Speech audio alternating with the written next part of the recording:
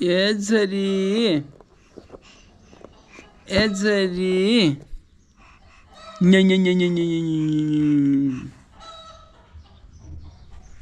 ल पाञ्जीसँग बस्दैछ अहिले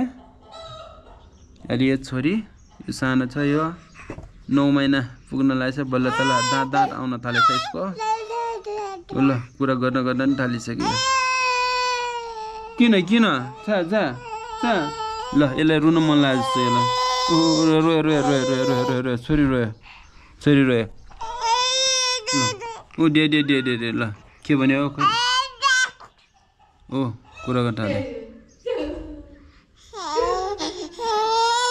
मा देखेर हाँस्यो